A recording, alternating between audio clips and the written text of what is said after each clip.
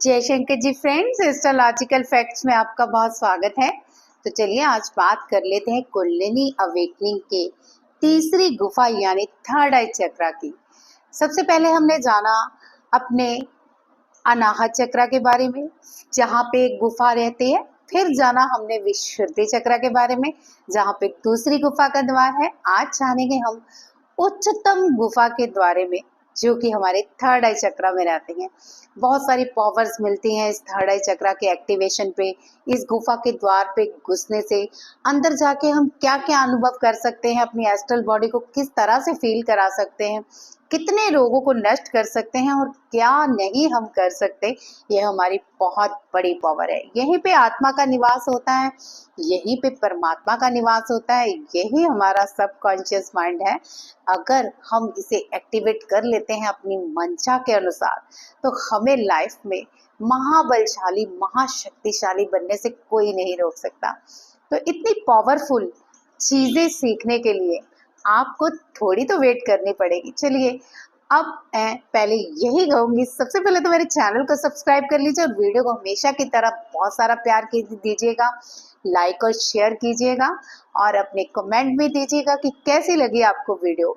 और अब मैं आपको बताऊंगी कि तीसरे द्वार यानी थर्ड आई चक्रा में घुसने के कौन से तरीके हैं, किस तरह से अपनी एस्ट्रल बॉडी को हमें यहाँ का सफर कराना है और किस तरह से अपनी एस्ट्रल बॉडी को हमें यहाँ की यात्रा से बहुत सारा फायदा दिलाना है।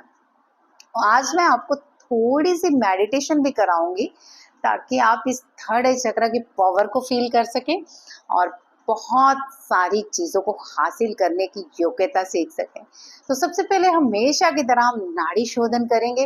नाड़ी शोधन बहुत इंपॉर्टेंट है, चाहे आप कुछ भी स्पिरिचुअलिटी में करो।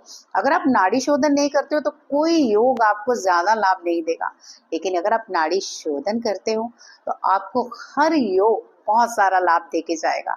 तो चलिए नाड़ी शोधन करने के लिए तैयार हो जाइए। सबसे पहले हम अपने राइट साइड को बंद करेंगे, लेफ्ट साइड से सांस लेंगे।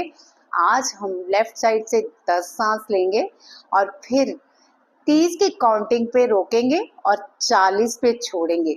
बहुत मुश्किल है ना? चलिए आप जितना कर सकते हैं करिए, लेकिन कोशिश कीजिए कि 10 पे आप पूरक करें और फिर 30 पे कुंभक लगाएं और 40 पे रेचक कर दें। बहुत ही पावरफुल ये नाड़ी शोधन है। इससे आपको क्या होता है, कुंडलिनी अवेकनिंग की ना सेंसेशन होनी शुरू हो जाती है।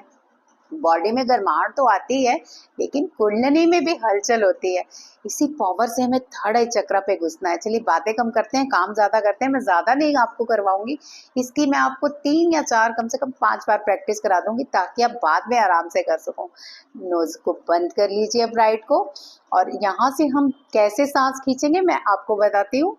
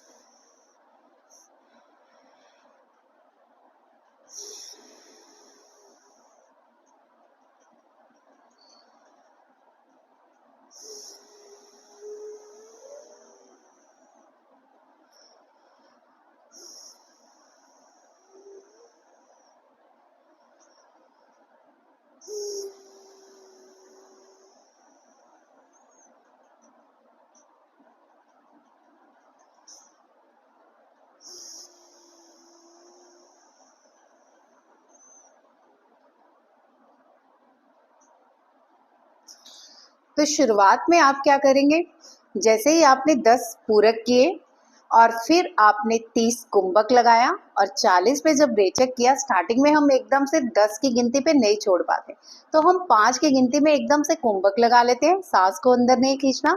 फिर उसके बाद हम रेचक करते हैं, फिर हम कुंभक लगा लेते हैं। जब हमें लगे कि सांस अंदर जाने लगी, हमें कुंभक लगा लेना है। अब पूरक का मतलब सांस खींचना, कुंभक का मतलब सांस रोक लेना और रेचक का मतलब निकालना। तो यही प्रक्रिया को आप कम से कम 5 से लेके 10 बार करेंगे। एक बार फिर से आपको करके बताती हूँ। वीडियो ज्यादा लंबा चला जाएगा, इसलिए मैं उतना ही करूंगी जितना आपको समझ आ जाए, लेकिन आपको इसको 5 या 10 बार जरूर करना है। चलिए फिर से मैं आपको करके दिखाती हूँ। 10 बार पूरक, फिर 30 कुंभक, 40 रेचक।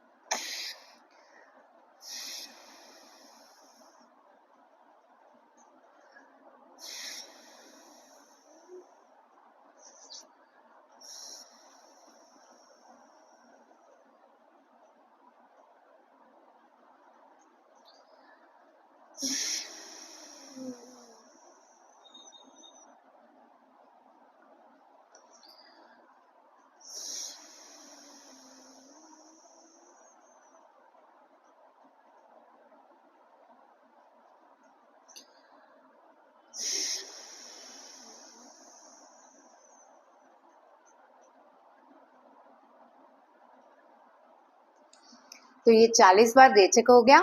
ऐसे ही जब हम 5 या 10 बार कर लेते हैं तो हमारी कुंडलिनी में हलचल होनी शुरू हो जाती है। इसके साथ ही अब करेंगे आंखों को बंद।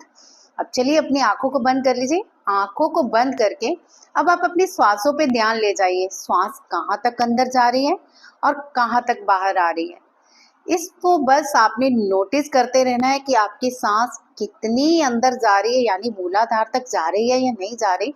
और फिर जब सांस बाहर आ रही है तो शरीर की गतिविधियों पे ध्यान देना है कि जब सांस बाहर आ रही है तो आपकी बॉडी भारीपन महसूस करती है कि हल्कापन महसूस करती है। जैसे ही आप इन चीजों की गतिविधियों पे ध्यान देते हो तो आपकी कुंडलिनी अवेकनिंग में थोड़ी और ज्यादा सेंसेशंस हो जाती हैं। साथ ही आप अपना ध्यान अब जब भी 2 या 3 मिनट हो जाए कंसंट्रेट कर लीजिए अपने थर्ड आई चक्रा पे। थर्ड आई चक्रा पे आप 2 मिनट के लिए इस तरह से अंगूठे को दबा के रखिए और आप clockwise anti clockwise, clockwise anti clockwise, clockwise anti clockwise, इस तरह से आप कम से कम 1 से लेकर 2 मिनट तक आप रोल ऑन करते रहेंगे। फिर आपके वहां पे जैसे ही सेंसेशन शुरू होती है तो आप अपना ध्यान लगाएंगे। ध्यान कैसे लगाना है, हाकिनी मुद्रा बना लेनी है आपने, और ये आपने रखनी है कंठ चक्र और हृदय चक्र के बीच में। और साथ ही आपने ध्यान ले जाना है अपना सारा थर्ड आई चक्रा पे। अब थर्ड आई चक्रा पे आप मन ही मन जाप करेंगे ओम, यानी जैसे ही आप बोले तो मानसिक रूप से बोलेंगे, इसको अंदर खींचा, म को बाहर। ये सब आप मानसिक से ही करेंगे, मुंह से बोल के नहीं करेंगे। तो इस तरह से आप अपने थर्ड आई चक्रा पे कंसंट्रेट कीजिए। जैसे ही आपको 5 मिनट होंगे वहां पे आपको एक द्वार नजर आएगा, यानी कि एक गुफा का द्वार नजर आएगा जो कि ब्लैक होल होगा। बस उस होल में एंटर कर जाइए। जो भी लाइट नजर आ रही है वो आपकी अपनी आत्मा की है, और जो होल नजर आ रहा है वो है ब्लैक होल आकाश तत्व, यानी हमारे थर्ड आई चक्रा का। अब सफर चालू होगा। सफर करते करते करते आप पता नहीं कहाँ पहुंचेंगे, लेकिन टाइम लगेगा। आप एक अच्छा सा ओम म्यूजिक लगा सकते हैं और ओम म्यूजिक से आप बस उस यात्रा को स्टार्ट कीजिए। और साथ ही कंसंट्रेट अपनी सांसों पे भी रखिए, अपनी शरीर की गतिविधियों पे भी रखना है और अपने थर्ड आई चक्रा पे भी रखना है। आप देखेंगे कि थोड़ी देर बाद लाइट बढ़ती जा रही है, बढ़ती जा रही है, गुफा का द्वार बड़ा होता जा रहा है, आप अंदर एंटर करते जा रहे हो और एंड तक आप एंटर करते रहोगे जब तक कि आपको कुछ अच्छी चीजें नजर आनी ना शुरू हो जाए। ये अच्छी चीजें आपकी अपनी वाइब्रेशंस की होंगी, जो आपके कार्मिक अच्छे हैं तो आपको अच्छे अच्छे पहाड़, रोशनियां, एंजल्स, बहुत कुछ नजर आएगा। लेकिन अगर आपकी वाइब्रेशन लो है तो जल्दी तो ये नहीं होगा, आपको इस सफर में बहुत सारा टाइम लग सकता है। लेकिन अगर आप कोशिश करते रहेंगे तो जरूर आप थर्ड आई चक्रा के इस आखिरी द्वार को, असीम शक्तियों के भंडार को जागृत कर सकते हैं। वो बहुत ही पावरफुल सफर है, बहुत ही मजेदार भी है। डरना नहीं है, बस करना है। इसी के साथ मैं आपको अब एक अपडेट भी देना चाहती हूँ। 1 अक्टूबर से हमारी क्लासेस शुरू हो रही हैं, जो कि कुंडलिनी अवेकनिंग रिलेटेड है। इसमें हैवी अट्यूनमेंट्स रहेंगे, जो कि 6 मंथ तक आपके एक्टिव रहेंगे। इसको आपको सिर्फ 15 मिनट डेली के देने हैं, और आप देखेंगे कि आप कितने एक्टिव हो, कितने आपके काम बन रहे हैं, कितने आपके रोग दूर हो गए हैं, और इवन आप दूसरों के भी रोग दूर कर पा रहे हो। इसमें आपका हीलिंग प्रोसेस 1000 गुना बढ़ जाएगा।